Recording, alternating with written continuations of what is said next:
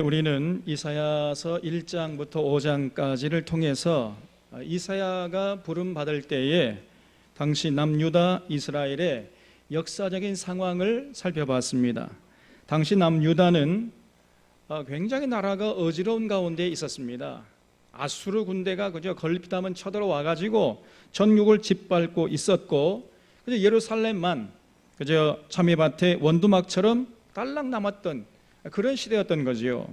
그럼에도 불구하고 예루살렘 사람들은 전혀 정신을 못 차렸던 겁니다. 여전히 하나님과의 언약을 팽개치면서 하나님은 분노케 하는 이런 삶을 살았던 거예요. 이렇게 나라가 어지러울 때 하나님이 급하시니까 이제 이사야 선지자를 불러서 이스라엘 백성들에게 외치도록 했던 거지요. 오늘 말씀 6장 1절을 보겠습니다. 우시야 왕이 죽던 해에 내가 본즉 주께서 높이 들린 보좌에 앉으셨는데 그의 옷자락은 성전에 가득했다 그랬어요. 이사야가 우시야 왕이 죽던 해에 하나님의 보좌를 봤다는 겁니다. 이런 신비한 체험, 이거를 누미노제 체험이라고 그래요. 누미노제. 이런 개인적으로 하나님을 만나 뵙는 이런 신비한 체험이 하나님께 쓰임받는 사람들에게는 누구나 다 공통적으로 있는 거예요. 이런 신비한 체험을 통해서 이사야가 하나님께 부름을 받았던 것입니다. 그리고 2절부터는 이사야가 본 그 하나님의 보좌를 묘사하고 있는 내용으로 되어 있어요. 스랍들이 모시고 섰는데 각기 6날개가 있어 그 둘로는 자기 얼굴을 가리었고 그 둘로는 자기 발을 가리었고 그 둘로는 날미어 서로 불러 이르되 거룩하다 거룩하다 거룩하다 만군의 여호와여 그의 영광이 온 땅에 충만하도다 하더라 그랬습니다. 하나님의 보좌는 이 스랍이라는 천사들이 지키고 있었다는 것입니다. 이 스랍이라는 것은 원래 히브리어로 하면요 이게 세라핌이라고 그래요. 세라핌. 이거를 우리 성경에서는 스랍이라 이렇게 번역을 해놨어요. 근데 이 스랍이라고 하는 천사의 날개가 6개라 그랬습니다. 둘로는 얼굴을 가리고 둘로는 발을 가리고 둘로는 날면서 여호와 하나님을 향해서 찬양하는데, 오늘 우리 중고등부 학생들이 찬양하는 것처럼 거룩하다 거룩하다 거룩하다 최상급으로 하나님의 영광을 보좌를 향해서 찬양했던 것이죠. 이런 모습을 이사야가 본 거예요. 그래서 이 스랍이라고 하는 천사는 하나님 보호자를 중심으로 찬양하면서 하나님을 보호하는 역할을 하는 천사인 것이지요. 근데 이 하나님 보호자를 보면은요, 성경에 나타난 그 하나님 보호자를 지키는 천사들은 두 종류가 있습니다.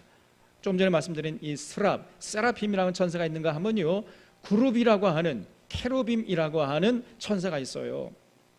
그래서 이 케루빔의 천사의 날개는 4개입니다. 6개가 아니고 4개.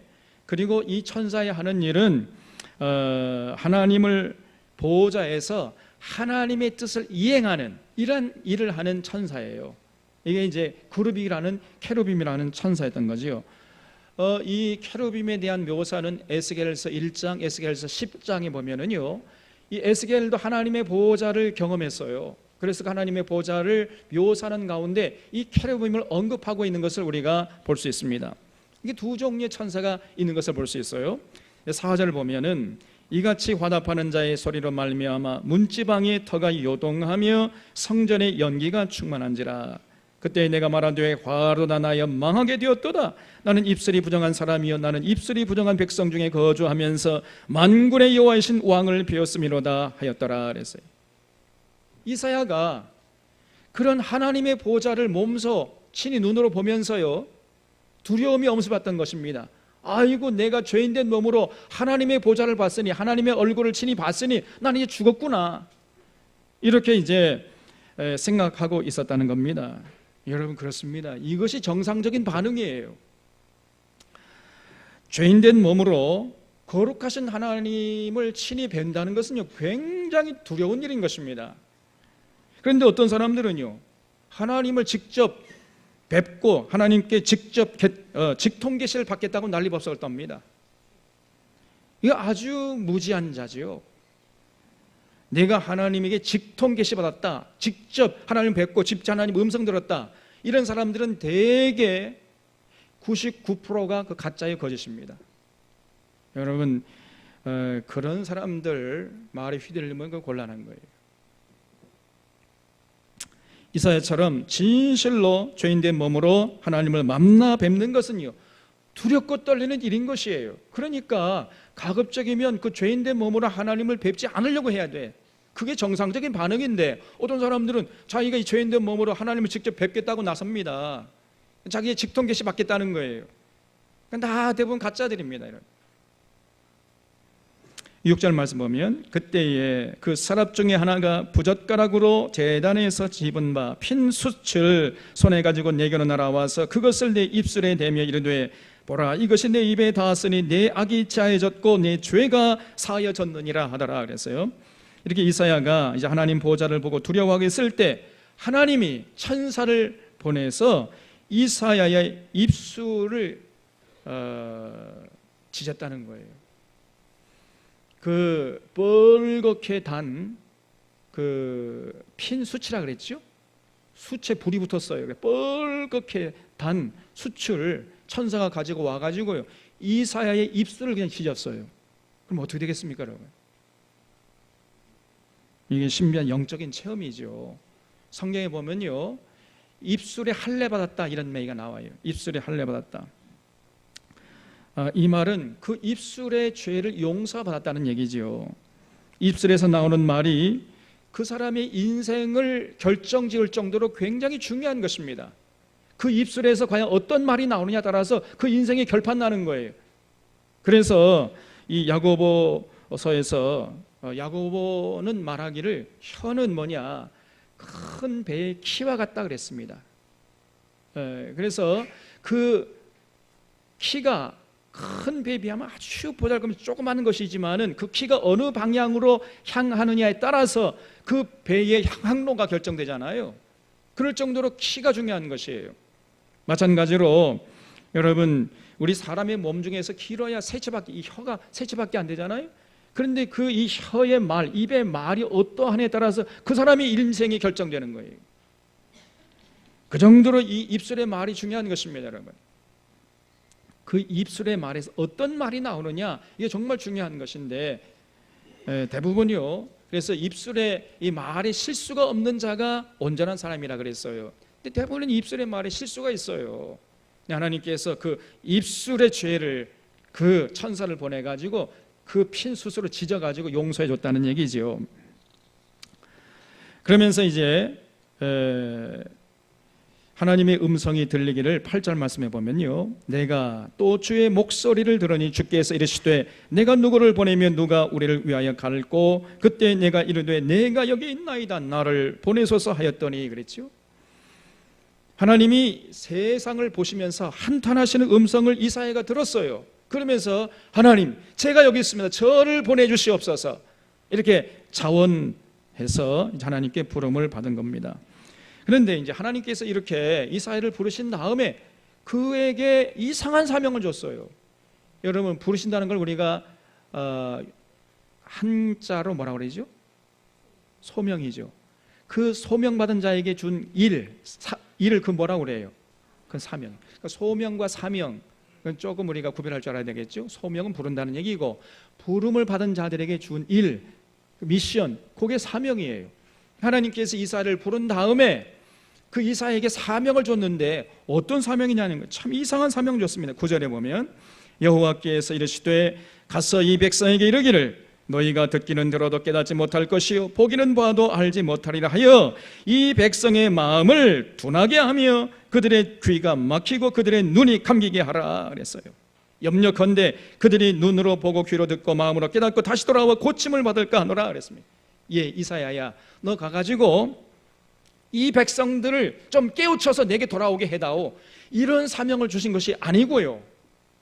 야, 이사야, 너 가가지고 저들의 마음을 어둡게 해라. 저들 조금 뚫린 눈까지 그냥 완전히 감기게 해버려. 그냥 조금 뚫린 귀마저 막히게 해버려라. 그냥 그래서 내게 돌아오지 못하게 해. 저것들, 이런 사명 줬다는 거예요. 놀랍지 않아요? 그저 조금 뚫린 귀도 막히게 하고 조금 열린 눈도 마저 감기게 해서 아주 돌아오지 못하게 하라는 거예요. 그냥 그 당시 예루살렘 사람들이 얼마나 하나님을 분노케 했으면 그 자비하신 하나님께서 이렇게 말씀하시겠어요. 당시 그들을 바라보시는 하나님의 마음속에 피눈물이 흐르고 있었던 것입니다. 여러분, 우리가 이런 하나님의 심정을 이해할 수 있어야 돼요.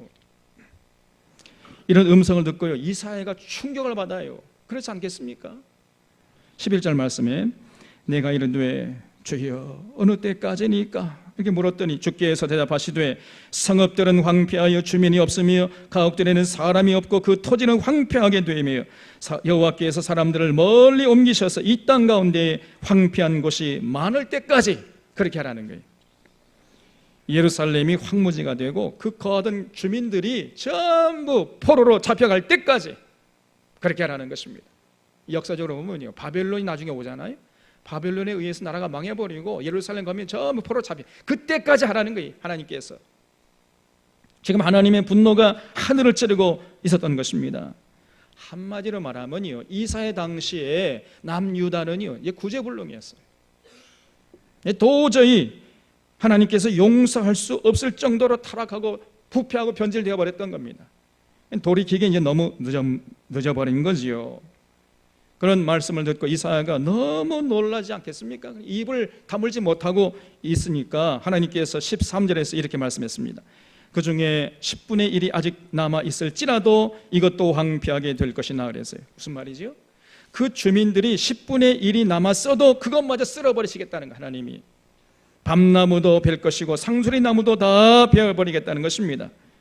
그래서 이 예언이 그대로 이루어져요. 나중에 밤나무는 북이스라엘을 상징하는데 지금부터 2721년 BC 721년에 아수르 군대에 의해서 결국은 베어졌습니다, 여러분.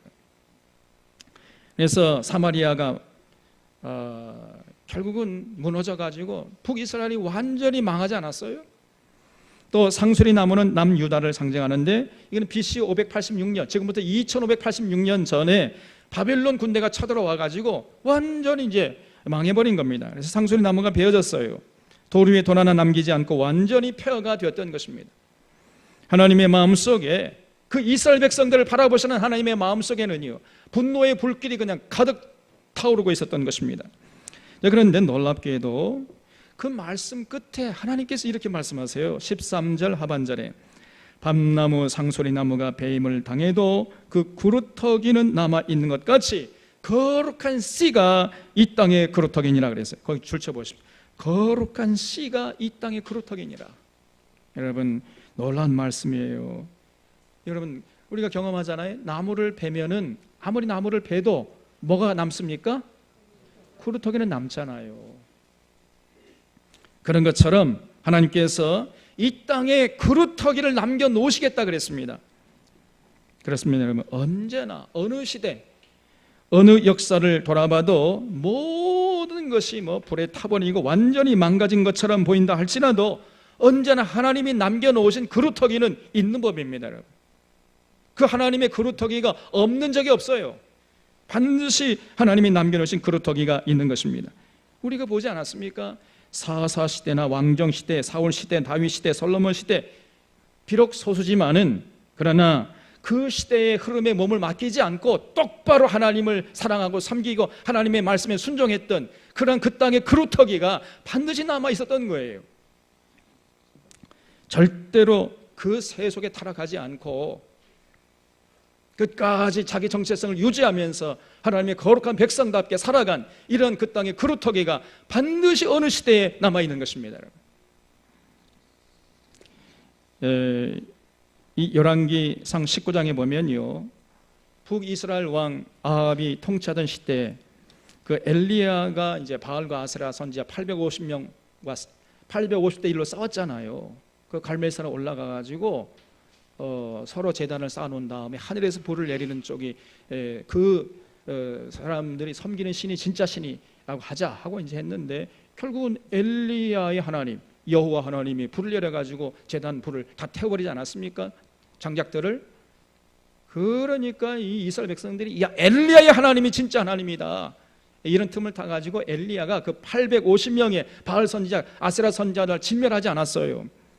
근데 그 후에 그 결과 이스라엘 백성들이 그러면 그렇게 만군의 여호와 하나님을 깨달았으면 하나님께 돌아올 줄 알았는데 이것이 당시에 이제 엘리야의 기대였는데요. 이스라엘 백성들은 그런 놀라운 기적을 보고도 안 돌아왔습니다. 그러니까 엘리야가요, 기대 충만하다가 낙심 충만했어요. 낙심해가지고 죽기를 자세했습니다. 하나님, 나 이제 살고 싶지 않습니다. 나 죽여주시옵소서.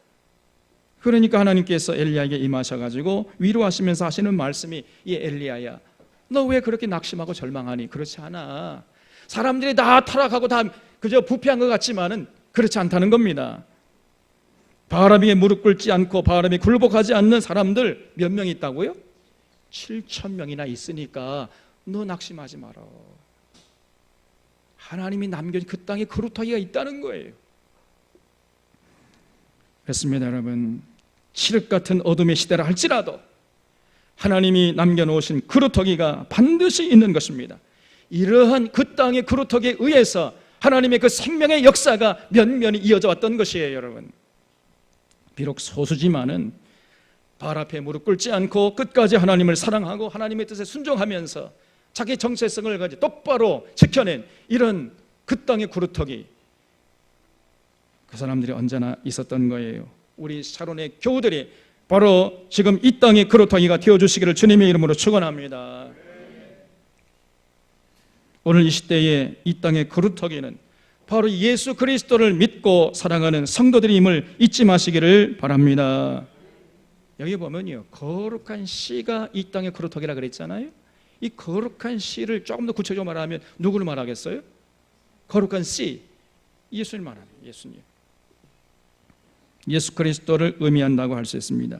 그래서 이 거룩한 씨를 품은 자들이 그 땅의 그루터기가 되는 거예요. 이 거룩한 씨에서 새싹이 돋아나고 자라가지고 거기서 30배, 60배, 100배의 열매가 맺히는 것입니다. 그 열매들이 바로 오늘 이 자리에 앉아 계시는 여러분과 저라는 사실을 잊지 마시기 바랍니다. 여러분, 예수님을 믿고 사랑하는 여러분과 제가 오늘 이 땅의 그루터기예요. 여러분, 성도를 우리가 정의할 때 어떻게 정의할 수 있어요? 성도는 누구냐? 예수님의 거룩한 씨를 그 마음과 생각 속에 품은 자들이, 이게 성도라고 할 수 있는 것입니다. 그 마음과 생각 속에 예수 그리스도의 거룩한 씨를 품지 않은 사람은요, 그건 짝퉁이에요. 그건 가짜입니다. 아무리 교회 들랑달랑 해도 마당만 밟을 뿐이지 그런 성도라고 할 수가 없는 거예요. 그 씨를 품게 되면요, 그 씨에는 생명이 있기 때문에 반드시 예수님을 닮게 돼 있어요. 그 씨 안에 있는 DNA가 예수님을 닮게 하는 것입니다.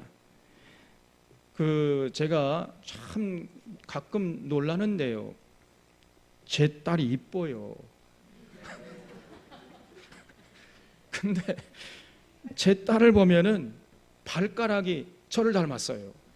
발가락 5개 있잖아요. 엄지 발가락하고 그 다음에 여기 검지 발가락, 이건 저를 닮았어요. 그리고 나머지 3개 발가락은 제 아내를 닮았습니다. 어쩌면 이렇게 제가 이 검지 발가락이 좀 길거든요. 삐쭉 이렇게 길어요. 제 딸로 삐쭉 길습니다. 어쩌면 그렇게 똑같이 닮았는지 모릅니다. 왜냐하면 저의 DNA를 제 딸이 품고 있기 때문에 그럴 수밖에 없는 거예요. 닮게 되어 있는 것입니다. 또 제 아들도요, 놀라운, 제가 하품할 때 이렇게 하품하잖아요. 그러면 자연스럽게 요 왼쪽 눈이 감겨요, 저는. 근데 제 아들이 그래 또. 야, 그럼 정말 신비하다 이거. 어쩌면 이렇게 닮을까? 왜 그러냐? DNA가 똑같기 때문에 그래요. 거룩한 씨가 똑같습니다. 우리가 예수 그리스도라는 거룩한 씨를 품게 되면은 어쩔 수 없이 예수님을 닮게 되어 있는 것입니다. 점점 자라면서 예수님의 형상이 그 안에 나타나게 되어 있어요. 그래서 예수님처럼 자꾸 행동하는 거예요. 그래서 마침내 이제 예수님의 DNA를 가진 새로운 생명을 또 낳게 되는 것입니다. 나중에 거룩한 씨를 품게 되면 반드시 그렇게 돼 있어요. 자, 그러면 이렇게 성도들이 모인 교회, 그 거룩한 씨를 품은 성도들이 모인 공동체를 우리가 뭐라고 그러지요? 교회죠. 그러니까 이 교회도 자연스럽게 어쩔 수 없이 이 땅의 그루터기가 될 수밖에 없는 것입니다. 교회는 예수님의 거룩한 씨를 품고 있는 사람들의 공동체 아닙니까? 그러므로 예수님의 거룩한 씨를 품고 있는 교회는 반드시 필연적으로 자연스럽게 예수님을 사랑하고 예수님을 닮아가는 모습을 보이게 되어 있는 것입니다. 예수님처럼 이 역사의 책임의식을 갖고 이 세상 속에 나아가서 빛과 소금의 역할을 감당하려고 그래요. 정말 이 어둠이 가득 찬 이 세상 앞에 나아가서 하나님의 공의와 정의를 세우려고 애를 쓰는 것입니다. 또 시기와 다툼과 전쟁과 죽음이 가득한 이런 세상에 나아가서 평화와 생명과 사랑의 씨앗을 심어가는 것이에요. 예수 그리스도의 그 거룩한 씨를 품은 공동체, 이 교회는 반드시 그렇게 될 수밖에 없는 것입니다. 그렇게 되지 않으면 그 이상한 것이에요. 그럼 둘 중에 하나지요. 예수 그리스도의 씨를, 그 거룩한 씨를 품지 않은 공동체이든지 예수 그리스도의 그 거룩한 씨를 품었으면 반드시 그런 모습을 보이든지 둘 중에 하나입니다. 그래서 교회가 이 땅의 그루터기인 것입니다. 그러므로 교회가 하나님의 마지막 소망이에요. 그래서 교회마저 타락하고 성도들마저 타락하고 변질돼 버리면 그때야말로 이제 하나님이 절망하시고, 그렇기 때문에 하나님이 이제 역사의 문을 닫아버리세요. 그냥 끝나는 것입니다. 그것이 종말의 때예요. 7장 1절을 보겠습니다. 우시아의 손자여 요담의 아들인 유다왕 아하스 때에 아람의 르신 왕과 르말리의 아들 이스라엘의 베가 왕이 올라와서 예루살렘을 쳤으나 능히 이기지 못하니라 그랬습니다. 여기 보면은 남왕국 왕 아하스가 나오지요. 이 아하스라는 말은 이미 이제 우리가 익숙하지요. 누가 그랬습니까? 앞에 가로 열고 정신 나간 가로 닫고 그랬잖아요. 정신 나간 아하스. 이 아하스가 왕으로 통치하고 있을 때 아람 왕 르신과 북왕국의 왕 베가가 연합군대를 편성해가지고 남유다로 쳐들어온 것입니다. 우리가 그 열왕기하 16장 5절에서 살펴봤잖아요. 똑같이 기록되어 있습니다. 열왕기하 16장 5절을 보면은 이때에 아람 왕 르신과 이스라엘 왕 르말리아의 아들 베가가 예루살렘에 올라와서 싸우려 하여 아하스를 에워쌌으나 능히 이기지 못하더라. 똑같아요. 또 7절 말씀에 보면 아하스가 아수르 왕 디글라필레셀에게 사자를 보내 이르되 나는 왕의 신복의 왕의 아들이라 이제 아람 왕과 이스라엘 왕이 나를 치니 청컨대 올라와 그 손에서 나를 구원하소서 하고, 아하스가 여호와의 성전과 왕궁 곳간에 있는 은금을 내어다가 아수르 왕에게 예물로 보냈더니 아수르 왕이 그 청을 듣고 올라와서 다메섹을 쳐서 점령하여 그 백성을 사로잡아 가르로 옮기고 또 르신을 죽였더라. 이렇게 열왕기하 16장에서 기록하고 있어요. 그러니까 이 정신 나간 아하스가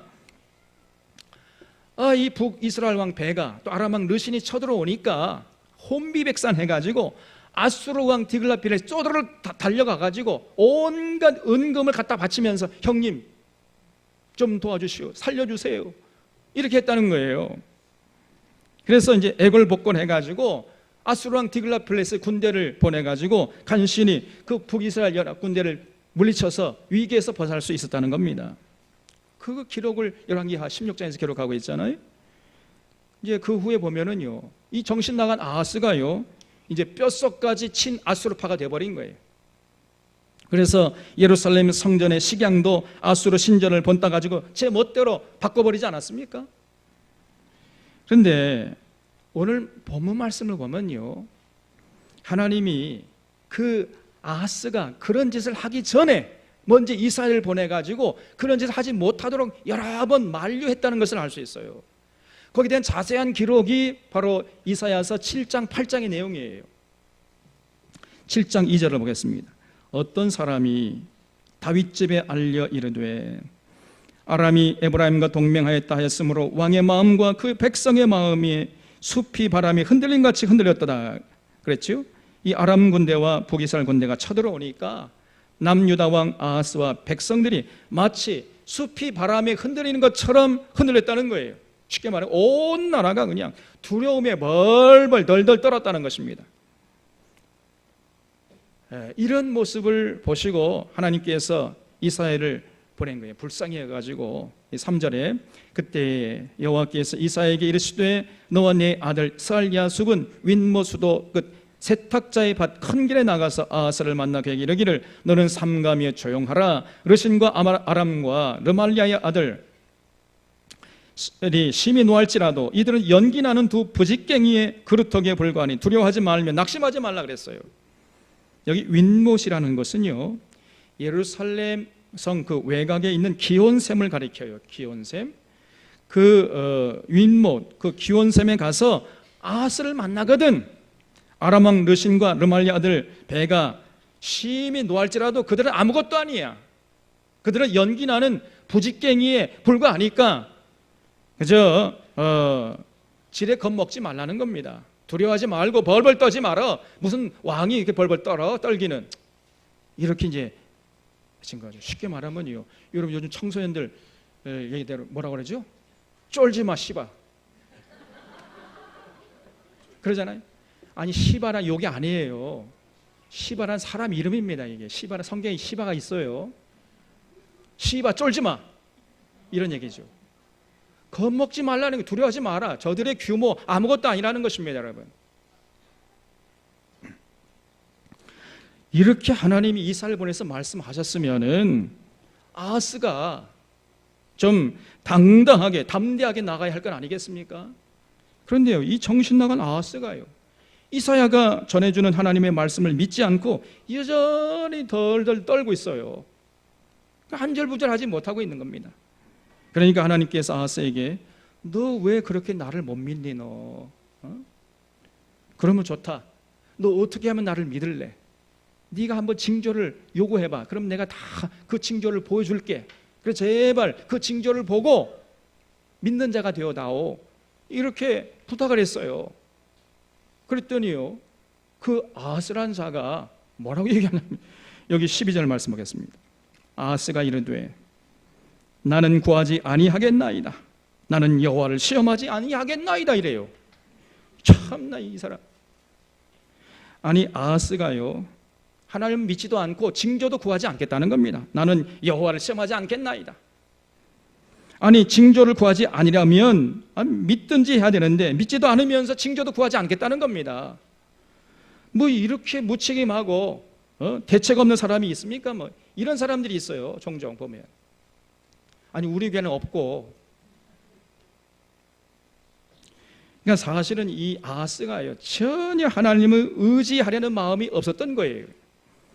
그래서 눈앞에서 번쩍거리는 북이스라엘 군대의 위용에 눌려가지고 혼비백산하고 있었던 겁니다. 그러니까 이 이사야가요 화를 버럭 냈어요. 그냥 13절에 이사야가 이르되 다윗의 집이여 원하건대 들을지어다. 너희가 사람을 괴롭히고서 그것을 작은 일로 여겨 또 나의 하나님을 괴롭히려 하느냐. 네가 그동안 사람들을 괴롭힌 게 한 게 얼만데 이제 하나님마저 괴롭히려 하느냐 이거사. 그러면서 화를 버럭 낸 거죠. 그러면서 그러면 네가 구하지 않으니까 우리 하나님께서 친히 징조를 보여주실 거야. 그러면서 이제 마태복음에 나오는 그 유명한 말을 하는 거예요. 14절 하반절에 보라 처녀가 잉태하여 아들을 낳을 것이요 그 이름을 임마누엘이라 하리라. 그가 악을 버리며 선을 택할 줄 알기 전에 내가 미워하는 두 왕의 땅이 황폐하게 되리라. 여호와께서 에브라임이 유다를 떠날 때부터 당하여 보지 못한 날을 너와 네 백성과 네 아버지 집에 임하게 하시리니 곧 아수르 왕이 오는 날이라 그래서요. 아하스가 징조를 구하지 않겠다고 하니까 하나님이 그래? 그러면 내가 친히 스스로 징조를 보여줄게. 그러면서 어떤 처녀가 잉태해서 이제 아들을 낳게 될 것이라는 거예요. 그러면 그 아들의 이름을 임마누엘이라 하라 이렇게 말씀했습니다. 임마누엘이란 말은 하나님이 우리와 함께 하신다. 그러니 어떻게 하지 말라? 두려워하지 말라. 그런 뜻이 담겨 있어요. 하나님이 우리와 함께 하시니까 두려워하지 말아라. 이 임마누엘이에요. 그래서 그 아들의 이름을 임마누엘이라 하라. 그래서 이름을 지라 그랬어요. 그래서 그 임마누엘이 이제 그 선과 악을 구분할 수 있을 때가 되면, 그러니까 선과 악을 구분할 때쯤 되면 나이가 한 몇 살쯤 되겠습니까? 한 초등학교나 중학교를 졸업할 때쯤, 그러니까 우리나라 나이로 하면은 12살이나 13살 정도 됐을 때, 그때 북이스라엘과 아람 땅이 황폐하게 될 것이라는 거예요. 그러니 두려워하지 말아라. 이게 하나님 보여주실 징조라는 것입니다. 그래서 여기서 이제 처녀라는 말이 나오는데, 이 마태복음에서 이 마태가 이해한 이 처녀라는 조금 여기 달라요. 이 동정녀라는 말은요, 그 히브리 말로 베툴라예요. 베툴라. 이게 이제 남자를 알지 못한 처녀, 이를 동정녀, 그걸 베툴라라고 이런 단어를 쓰고 있는데, 여기서의 단어는 베툴라가 아니고 알라라는 말을 써요. 알마. 이 알마라는 것은 그냥 젊은 여자라는 말입니다. 남자를 알든지 못 알든지 상관하지 않고 그냥 젊은 여자를 그냥 알마라고 그래요. 무슨 말인지 이해되셨습니까? 그래서 사실은 마태가 조금 이 이사야 7장에 있는 말씀을 조금 너무 과잉 인용한 거지요. 그래서 어쨌든 그 임마누엘은 그 아기가 12살에 13살쯤 될 때에 하나님께서 이제 아수르 군대를 보내가지고 이스라엘 왕, 북이스라엘 왕 베가, 아람 왕 르신을 물리쳐 주실 거니까, 그러니까 두려워하지 마라. 이게 하나님 보낸 징조라는 거예요. 그런데 이 아하스가요, 전혀 징조도 구하지 않으면서도 하나님 믿지도 않고 벌벌 떠는 겁니다. 18절에 그날에는 여호와께서 애굽 하수에서 먼 곳에 파리와 또 아수르 땅에 벌을 부르시리니 다 와서 거친 골짜기와 바위 틈과 가시나무 울타리와 모든 초장에 앉으리라. 그날에는 주께서 하수 저쪽에서 내 세내에 온 삭도 곧 아수르 왕으로 내 백성의 머리털과 발털을 미실 것이요 수염도 깎으시라 그랬어요. 하나님이 애굽의 파리를 부르시고 아수르 벌을 불러올 거라 그랬어요. 다시 말하면 아수르 군대를 보내가지고 북이스라엘 결국 망하게 할 것이라는 것입니다. 그러므로 저것들은 아무것도 아니야. 이거는 연기나는 부직갱이에 불과하니까 두려워하지 말어. 이렇게 지금 아하스에게 얘기하고 있는데 아하스는 그 말을 안 들어요. 또 21절에 그날에는 사람이 한 어린 암소와 두 양을 기르느니 그것들이 내는 젖이 많음으로 엉긴 젖을 먹을 것이라. 그 땅 가운데 남아있는 자는 엉긴 젖과 꿀을 먹으리라 그랬지요. 나라가 망해가지고 많은 사람들이 칼에 죽어버렸잖아요. 그래서 그 땅이 텅 비었습니다. 그래가지고 그저 한 어린 암소와 두 양이 내는 젖만 가지고도 모든 사람들이 먹고도 남을 만큼 그 땅에 남아있는 사람들이 많다는 얘기, 적다는 얘기예요? 적다는 얘기죠. 다 칼에 맞아 죽을 것이다, 그런 얘기죠. 이게. 그 땅에 남은 사람들이 아주 극소수만 남게 될 것이다, 이런 얘기였던 것입니다. 여러분, 또 23절에 그날에는 1000그루의 은 1000개의 가치가 있는 포도나무가 있던 곳마다 찔레와 가시가 날 것이라. 온 땅에 찔레와 가시가 있으므로 화살과 활을 가지고 그리로 갈 것이요 보습으로 갈던 모든 산에도 찔레와 가시 때문에 두려워서 그리로 가지 못할 것이요 그 땅은 소를 놓으며 양이 밟는 곳이 되리라. 북이스라엘 땅이 이제 그야말로 황무지가 되어버릴 것이라는 겁니다. 그러므로 염려하지 말고 하나님을 굳게 믿고 의지하는 거예요. 이렇게 계속해서 아하스에게 두려워하지 말아라. 저것들은 연기나는 두 부직갱이에 불과해. 걱정하지 말어. 낙심하지 말고 떨지 말어. 쫄지 마. 이렇게 말씀을 해도 아하스는 전혀 안 들어요. 이 정신당 아하스가.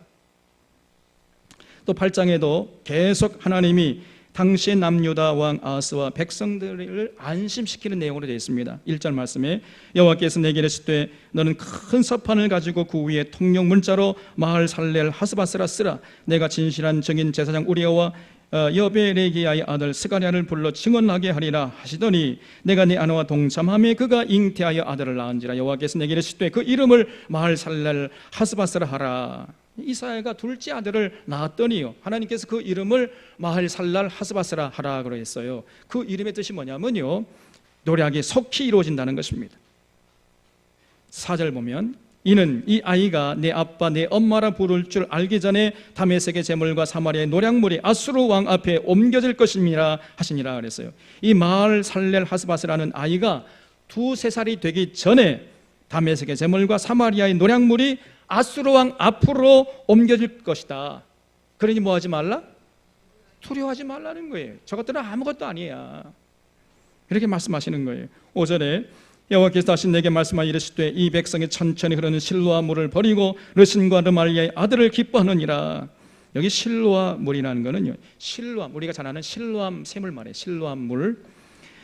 이 실로암 물은 예루살렘 성 동편 바깥쪽에 있는 기욤새, 아까 말씀드린 대로 그 기욤샘에서부터 바위 틈새로 이렇게 흘러오던 것을 히스기야 왕 때 그 히스기야가 수로를 만들어서 샘을 만드는 겁니다. 이것이 실로암 물이에요. 그래서 이 실로암 물은 예루살렘 사람들에게는 생명수의 역할을 했던 거예요. 이 실로암 물이 없으면 이 사람이 마실 물이 없어가지고 그냥 기갈에 걸려서 죽을 수밖에 없어요. 그런데 이 예루살렘 사람들이 비록 많지 않은 물이었지만은 하나님께 주시는 이 생명수의 실로암 물을 버리고 르신과 르말리아의 아들을 기뻐했다는 거예요. 이게 무슨 뜻입니까?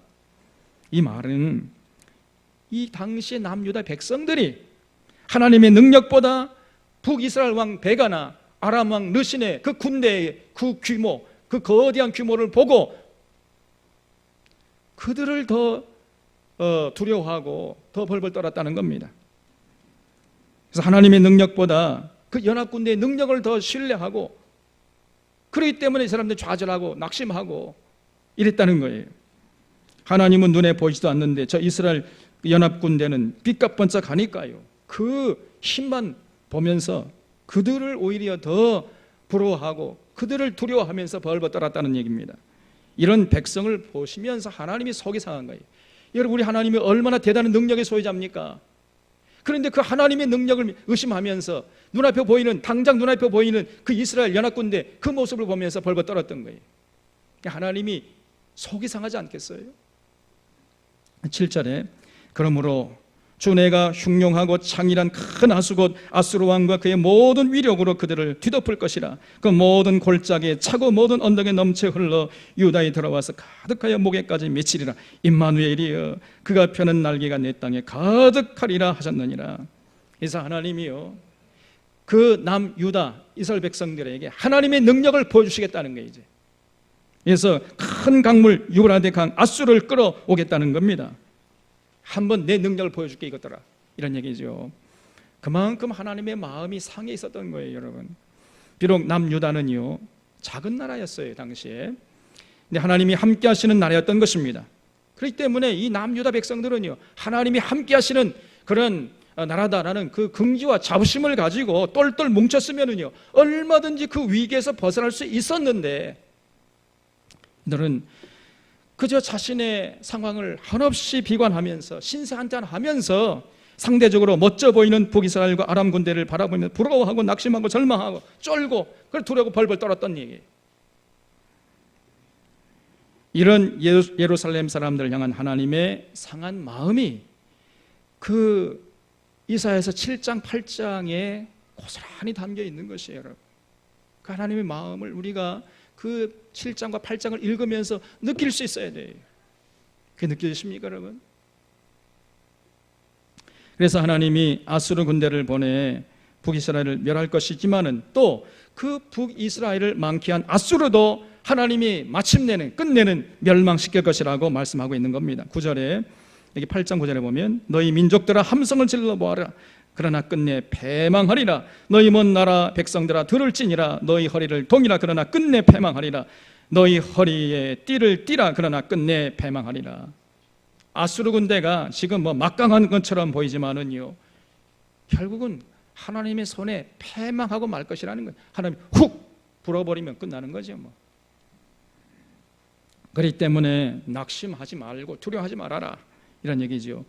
그래서 계속 7장의 연장선상에서 말씀하고 계시는 겁니다. 또 11절에 여호와께서 강한 손으로 내게 알려주시며 이 백성이 길로 가지 말 것을 내게 깨우쳐 이르시되 이 백성이 반역자가 있다 해도 너희는 그 모든 말을 따라 반역자가 있다 하지 말며 그들의 두려워하는 것을 너희는 두려워하지 말며 놀라지 말고 만군의 여호와 그를 너희가 거룩하다 하고 그를 너희가 두려워하면 무서워할 자로 삼으라. 그가 성소가 되시리라 그랬습니다.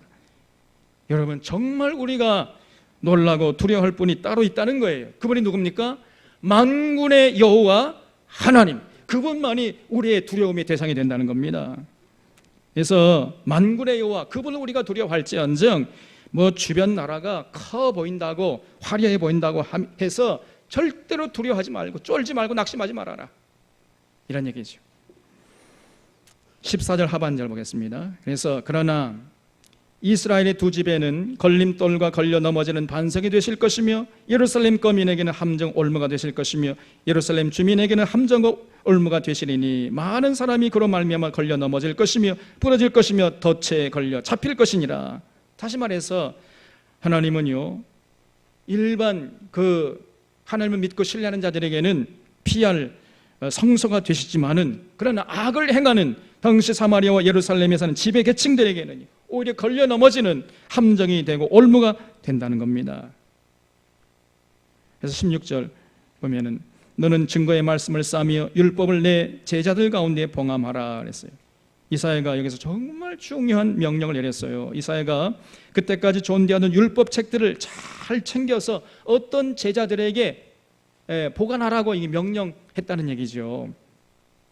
너는 이 증거의 말씀을 싸매며 율법을 내 제자들 가운데 봉함하라. 그렇기 때문에 그들이 바벨론으로 포로 잡혀갈 때 이 율법책을 가져갔던 것입니다. 그래서 훗날 바벨론 포로 시대에 율법책이 발견돼 가지고 오늘날 우리가 지금 손에 들고 있는 이 성경책이 그 시대에 완성됐다고 성경학자들은 다 보고 있는 거예요. 그래서 만약 이때 이사야가 그 율법책들을 봉함하지 않았더라면은 아마 오늘 우리가 이 구약성경 우리 손에 갖고 있지 않을지도 몰라요, 여러분. 그럴 정도로 굉장히 중요한 명령을 이사야가 내린 거예요. 17절 말씀 보겠습니다. 이제 야곱 집에 대하여 얼굴을 가리시는 여호와를 나는 기다리며 그를 바라보리라. 이사야 본인과 아들들은 오직 만군의 여호와만을 두려워하고 그분을 기다리겠다는 겁니다. 보라, 나와 및 여호와께서 내게 주신 자녀들이 이스라엘 중에 징표와 예표가 되었나니 이는 시온산에 계신 만군의 여호와께로 말미암은 것이니라. 이사야와 그 이사야 아들들의 이름들이 전부 다 하나님의 이루실 일들의 징표와 예표라는 거예요. 우리 그래서 이사야서 7장 3절에 보면 첫째 아들이 이름이 나오는데 스알 야숲이라 그랬죠. 이 스알 야숲이라는 말의 뜻은 뭐냐면 남은 자가 돌아올 것이다, 그런 뜻이에요. 또 둘째 아들 아까 마을 살렐 하스바스라 했는데 그 이름의 뜻이 뭐라고 그랬습니까? 노래하기 속히 임할 것이다, 그런 얘기죠. 그리고 이사야라는 이름 역시 하나님이 구원하신다, 이런 뜻이에요. 그래서 하나님께서 아수르 군대를 보내서 가지고 북이스라엘을 치시고 남유다를 구원해 주실 것이다. 그래서 이사야와 그 아들들의 이름이 있고 그리고 그들의 삶의 그 자체가 하나님의 징조요 예표였던 거예요. 그런 얘기죠. 19절 말씀 보면 어떤 사람이 너에게 말하기를 주절거리며 속살거리는 신접한 자와 마술사에게 물으라 하거든 백성이 자기 하나님께 구할 것이 아니냐, 산자를 위하여 죽은 자에게 구하겠느냐 하라. 마땅히 율법과 증거의 말씀을 따를지니, 그걸 줄쳐보십시오. 마땅히 율법과 증거의 말씀을 따라야 돼요.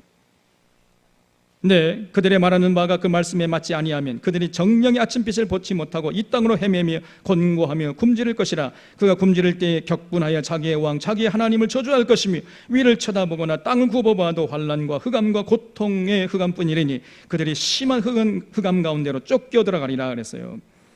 여러분, 우리 모든 사람들은요 오늘 이 이사야 선지자의 말씀을 정말 삶의 좌표, 신앙생활의 좌표로 삼고 살아야 할 줄로 믿습니다. 많은 사람들이 가만히 보면은요 자신의 삶의 기준, 신앙생활의 기준이 어디 있느냐? 엉뚱한 데가 있어요. 신접한 자와 마술사의 말을 따라버립니다. 신접한 자와 마술사의 말이 그 사람의 삶의 기준이 되어버려요. 이 성령인지 악령인지도 구분하지 못하고 이제 신령하다 그러면 그냥 따라가 버립니다. 그냥. 정말로 어리석은 사람이. 또 어떤 사람은요 자기 개인적인 주관적인 경험을 최고의 신앙생활의 기준으로 삼고 자기 경험대로 하려고 그래요. 또 어리석은 사람입니다.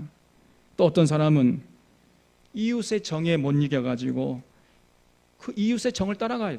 진리를 따라가는 것이 아니고 이웃의 정을 따라서, 그러니까 친구 따라 서울 강남 가는 사람이죠. 아주 어리석은 사람입니다. 우리의 신앙의 기준은 성경에 기록된 말씀인 줄로 믿습니다. 율법에 맞지 않는 말을 따라간 자들은 정녕 아침빛을 보지 못하고 심한 흑암 중에 쫓겨나서 울며 슬피 울며 이를 갈미 있을 것입니다. 여러분, 이와 같이 오늘 우리가 살펴본 말씀을 종합해 보면은요, 당시 그 북이스라엘 베가와 아람왕 르신의 연합군대를 보면서 남유다 백성들이, 특별히 예루살렘 거민들이 벌벌 떨고 있었어요. 아하스와 그 유다 백성들이 그들 향해서 두려워하지 말아라. 그들은 연기란 부직갱에 불과하니까 너희들이 진실로 두려워할 자는 따로 있어야겠더라. 누구냐? 만군의 여호와 하나님, 그분을 바라보고 두려워해라.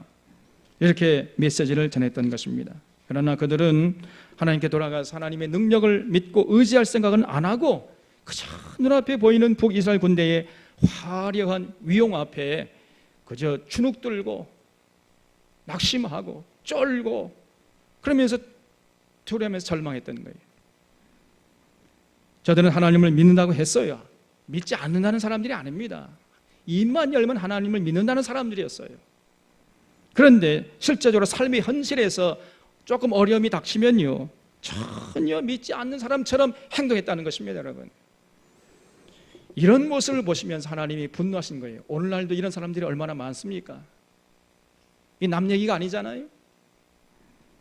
지난주 103회 통합총회에서 세간의 주목을 끌었던 명성교회 세습 사건이 이제 올바로 해결됐습니다. 전국에서 모인 총대들이 명성교회 세습을 주놈이 꾸짖었고 현행 헌법을 소호했습니다. 그래서 이제 한시름 놓게 되었는데, 자, 그러면 이쯤에서 우리가 한번 생각해 봐야 돼요. 아니 도대체 일개 그 한 교회, 명성교회는 한 교회가 어떻게 그 교단의 헌법을 능멸하면서 교단 전체를 쑥대밭으로 이렇게 만들어 올 수 있느냐 그 말이에요. 도대체가 명성교회 한 교회만으로 그게 가능하겠습니까? 절대로 가능하지 않아요.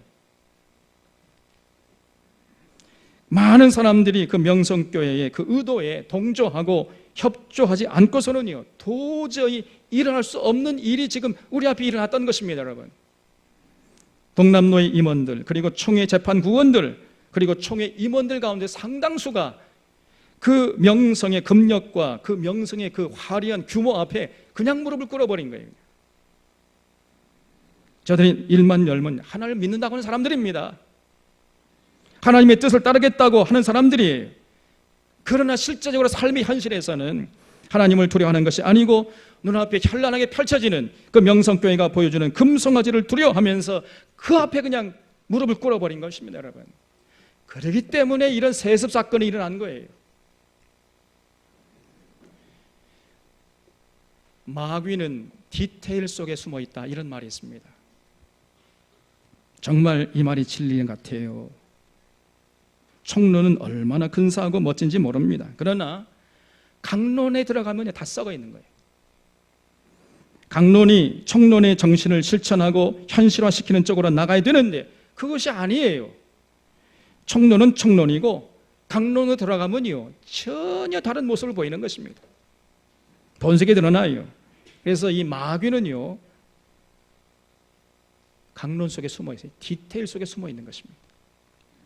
총론은 얼마나 아름답고 근사한지 몰라요. 그러나 디테일한 강론으로 들어가면요, 거기에 마귀가 숨어 있는 거예요. 회칠한 무덤도 겉으로 볼 때는 회를 칠해서 얼마나 근사한지 모릅니다. 그러나 그 속 안에 들여다보면요, 썩은 시체 풍풍 풍기고 있잖아요. 오늘날도 많은 성도들이 하나님을 믿는다고 고백합니다. 그러나 현실의 이해관계가 부딪히게 되면은 순식간에 만군의 여호와 하나님을 두려워하지 않아요. 그 만군의 여호와 하나님을 두려워하기보다는 금력이나 만모니즘 앞에 무릎을 꿇어버리는 것입니다. 그냥. 현대 문명, 이 물질 문명이 얼마나 화려합니까? 그 규모가 얼마나 대단합니까? 그 쓰나미처럼 밀려오는 그 현대 물질 문명의 그 화려함과 그 규모 앞에 그냥 무릎을 꿇어버려요. 순식간에 그 믿음이 사라져버리는 것입니다. 그러면서 이제 주눅 들고 두려워 벌벌 떠는 게 쫄아는 거 있죠. 다 쫄아 그냥. 아닙니다, 여러분. 우리가 정말 두려워해야 할 분은 만군의 여호와 하나님이신 줄로 믿습니다. 우리 샤론의 교우들은 오직 만군의 여호와 하나님만을 두려워하는 자들이 되시기를 바랍니다. 총론뿐 아니라 강론에서도 다윗처럼 천만인이 진을 치고 둘러싼다 할지라도 나는 두려워하지 않겠노라. 그 어떤 위기의 상황 속에서도 오직 만군의 여호와 하나님만이 나의 산성이시여 나의 구원의 뿌리시라, 이렇게 고백하면서 그 고난, 그 어려움을 이겨내버리는 이런 믿음의 용장들이 다 되시기를 주님의 이름으로 축원합니다. 또 하나님이 기록해서 우리 손에 들려준 성경 말씀의 진리를 깨닫고 그 진리에 입각해서 생각하고 판단하고 행동하는 자들이 되어야 돼요. 모든 삶과 신앙생활의 유일하고 절대적인 기준은 뭐냐? 성경 말씀입니다. 그 말씀이 내게 손해가 된다 할지라도 따르고, 아무리 큰 대적들이 몰려와서 치는 친다 할지라도 끝까지 그 성경 말씀의 진리, 거기에 우리 인생을 걸 수 있는 이런 자들이 되어야 돼요. 그래서 이 땅에 신실한 그루터기가 다 되어주시기를 주님의 이름으로 축원합니다. 기도하겠습니다.